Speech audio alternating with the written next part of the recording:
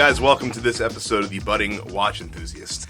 So I've been meaning to do a strap review wind-up for quite some time. A couple of these I've had for over 6 months at this point, and I've been meaning to review them, but I kept procrastinating, and I kept getting more straps, and finally it got to be too many that I had to do one today. So today, guys, we are looking at 6 different straps from 4 different strap makers.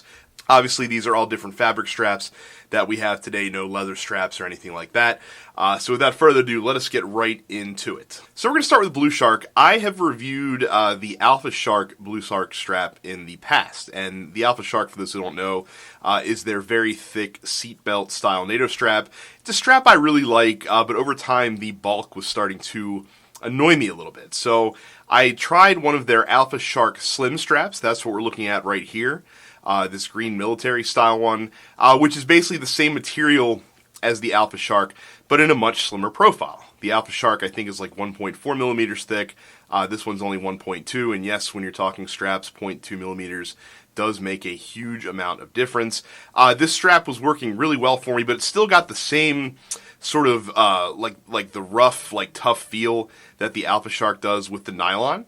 So since then, they've released their new Alpha Premier line, which I have here on the Christopher Ward C65 Trident, and this is the one that I think really works best for me. So the Alpha Premier strap that they have here, it's $36 on their website. But BluShark always does run buy 2 get 1 free and buy 3 get 2 free. So if you buy them in bulk, you can bring that price per strap cost down pretty low. And they have lots of different colorways and options available. I also have a Bond style strap of the same material as well. They have sizes for these anywhere between 18 and 24 millimeters. So 18, 20, 22, and 24. So the thing that I really like about this one compared to the other Alpha Shark straps is that this is really soft, really smooth nylon. And I mean, you can see how supple it is. You can see how the fabric bends. It just wears really softly on the wrist. It's only 1.2 millimeters thick, so you do keep the thickness that you get with the Alpha Shark Slim, just in a much more soft feeling and more premium feeling package. It really does justify the price tag these come on. Of course, you still get the heavy duty BluShark hardware, the signed buckle, the 2 keeper system. This does have a sliding keeper on it as well, so you can adjust that. So when you tuck the strap in, you can adjust that upwards and tighten that up if you don't have a very long tuck to the strap. Here's what the Alpha Premier looks like on the wrist. For me, I can't really do a tuck with this one just because I have big old 8-inch wrists, so it just sits perfectly for me. Again, you can slide this first keeper here up and down as needed in order to keep the strap in place. I usually like to keep it low so it flattens out right as it comes out of the buckle. So like I said, I really dig on this strap. The things I like most about it, like I said, it's super comfortable, it's really light, it's really soft. The fact that it's super thin lets it work with watches that the Alpha Shark does not work with, because the Alpha Shark was super thick. Obviously, this can fit through most spaces that the lugs create without using curved straps just because of the thinness. So that's a really nice thing there, especially because most of the divers that I wear, for whatever reason, seem to have a very low amount of clearance between the case and the spring bar. Also, the fact that you have a thinner watch means that you're not going to get it sticking up quite as much on your wrist as the Alpha Shark does, even though you have the double pass system here with this strap. The cons with this one, and you guys have probably seen it as I've been showing you the strap, is that the holes, for some reason, seem to fray much quicker than on any straps that I've seen before. Now, being as this is nylon, it's easily fixable. You can just seal those with a lighter, and they will be just fine. But I don't know what that says for the long-term durability of the strap. Again, I have had this for probably I want to say 8 months at this point. So again, this is the level of fraying that you've seen with 8 months of regular wear. I have not dressed this one up at all or tried to seal these at all. But again, this is the BluShark Alpha Premier. It's a strap I like quite a bit. And again, if you're going to buy them, I recommend buying at least 3 of them just so that you can bring that price down from $36 down. I think it's like $24 per strap when you buy 3 of them at a time. So the next straps we're looking at here are from Haveston. I was turned on to these guys through some online reviews and also just through word of mouth. And so far, they have definitely not disappointed. Two different straps here. The first one is a canvas strap. This is the M144. And the second one here is a nylon strap, the Roundel 43. They're pretty similar in specs, and they're also the same in price. They each retail for $28.55 off of Haveston's website. The reason for the weird pricing is because Haveston is based on the UK, so I'm sure their regular pricing is done in pounds. The canvas strap comes in 18, 20, and 22 millimeter sizes, and the Roundel here comes in 20 and 22 millimeter.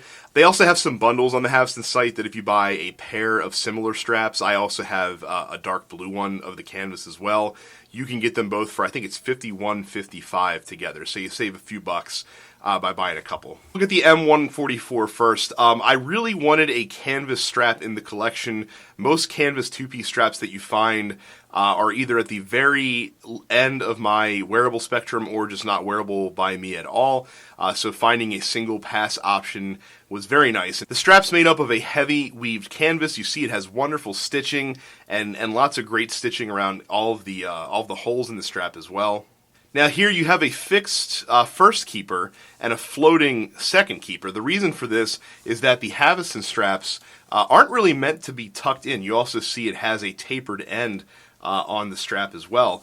The way that you're supposed to work these is you're supposed to have them buckled up, slide them through that first keeper, and then adjust the second keeper to sit at the end of the strap so that it does not go anywhere when it's sitting on your wrist. And I will say too, once it is on the wrist and you have it adjusted, these do stay pretty well in place. I haven't had it really shift around on me too much when I've been wearing it. You can get this with a polished or brushed hardware. I went with the brushed. I usually do with most of my straps. It does have a nicely signed buckle and a buckle with some shaved edges as well, which gives it a little bit of a unique look. I don't see too many strap manufacturers rolling with this style of buckle. As soon as the strap came in, I threw it right on my Hamilton khaki field, and I don't think that this strap has left this watch since I've had it. I've had these straps for about 3 months now at this point, and this is where this olive green strap has resided. I think it looks perfect with the Hamilton khaki field, and I think that overall these canvas straps are going to look fantastic if you pair them with watches that have a more rugged aesthetic. You know, so field watches, pilot watches, things that look like they can get beat up a little bit, I think are going to look great with these canvas straps that Haveston sells. The downside, it is, being as it is canvas, it is going to be a little thick. So this is 1.4 millimeters of thickness. Again, if you have a watch that has very minimal clearance for your lugs, it's going to be tough to get that through. Of course, you can always get curved spring bars. Don't need it on the Hamilton. That actually has a fair bit of clearance. But curved spring bars will fix that problem for you as well. And if we move over to the Roundel strap, again, the specs are very similar. So with this one, we have a heavy nylon weave on this strap. But again, it's still pretty soft. It doesn't have a rough wear like you see with some NATO straps. And I think this one looks really nice with any sort of pilot style watch. Of course, I have it here with the Damasco DS30, which is certainly a pilot's watch. A little bit thinner too, only 1.3 millimeters. So again, it will clear a lot more spring bars than the canvas version will. I still need to use curvies on the Damasco here just because this one's very tight. Here's what you're looking like with the canvas strap on this Hamilton watch here. Again, you see the tail is tucked underneath that keeper as opposed to tucking it away underneath the strap. And then here is the Roundel for you on the Damasco. So I've really enjoyed both of these straps from Haveston. By the way, they also come in these fun little tins when they ship them to you as well. So a nice little touch, and you can keep little knickknacks in here, I guess. I haven't really used them for anything but decoration, but a very cool, nice touch to come with these straps. But yeah, I love these Haveston straps. They've been really awesome. Again, for this Hamilton, this canvas has been perfect, and I really was looking for a canvas strap. I'm glad to have found one that is definitely a keeper for me. And again, the single pass nature, and this is how all of the Havestons are, do help alleviate some of the concern that folks have with fabric straps where, you know, they make them sit taller on the wrist. You don't really get that too much here. Highly, highly recommend checking out Haveston if you've not done so yet. So the next strap, this is actually from Monta. This is their mill-style strap. So this strap was part of buying the Monta SkyQuest. When I bought the Monta SkyQuest, or any Monta watch for that matter, they do include a fabric strap in a complementary color. So this did come with it. You can also purchase them separately. They only come in 20mm sizes, and they are $55, which is a little pricey, but I'm going to tell you why I think it might just be worth it. So this strap is a nylon strap, but it uses a custom weave that is exclusive to Monta. It is super thick. It is 1.5 millimeters, which means that you're probably going to have to use curved spring bars, again, with most watches that you want to wear this on. But using their custom weave and having a really high nylon count, you can definitely tell that just from feeling it, makes this really soft and actually really comfortable. This is definitely the softest fabric strap that I have ever owned. The hardware is also pretty wild on this. This is all 316L stainless steel. You can see it's a little bit custom. It's very bulky, very heavy duty. So if you're someone that likes thin hardware, this is probably not going to be for you. Again, you do have the military style where the first keeper is sewn in, so the strap's going to lay flat coming out of the buckle, and then the second keeper adjusts. Again, this is another one that's not meant to tuck in. You do see the taper at the end there. And here's what the Monta mill strap looks like on my Sal Baltimore. And this sucker's hard to move in general. It's not going to go anywhere once you get it set. And again, for me, the softness and the comfort of the strap is the thing that I like about it the most, and I think the thing that does justify that price tag. That being said, it's still $55 for a fabric strap. If you're buying a Monta watch, it's a great throw-in. Most people are going to have a little bit of trouble swallowing a $55 price tag for a fabric strap that's not coming from like Omega or coming from Tudor, which I totally understand. I mean, I think it stands up to the price personally, but that being said, it's probably also not something that I would have bought had it not come with my Monta watch. And if you're looking for something that is more of a military style fabric strap that is a little bit thicker but still maintains that softness, then definitely check out the Monta straps because I think that they are of very good quality. And last but not least, the last strap we're looking at today comes from ToxicNatos. I have reviewed ToxicNatos straps on the channel before, most notably the Toxic N80 straps that they sell, which is more of a soft nylon fabric strap. This is the Toxic Shiznit strap. This is their take on a seatbelt strap.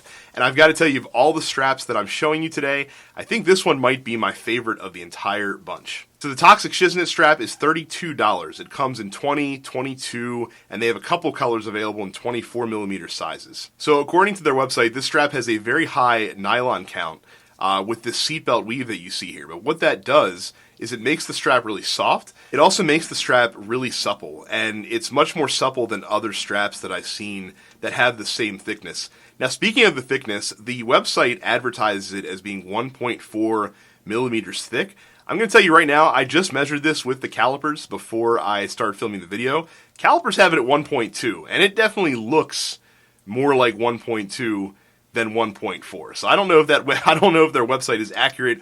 I think this is a little bit thinner than what they are advertising at. Always, the other cool thing that you get with ToxicNatos is you get some pretty cool hardware. Of course, you have the angled buckle that is typical to them, and you do have two keepers here, both of which are sewn into the strap. So here's what the Toxic Shiznit strap looks like on the wrist. Now, my favorite thing about the strap is it does create a very, very clean looking tuck.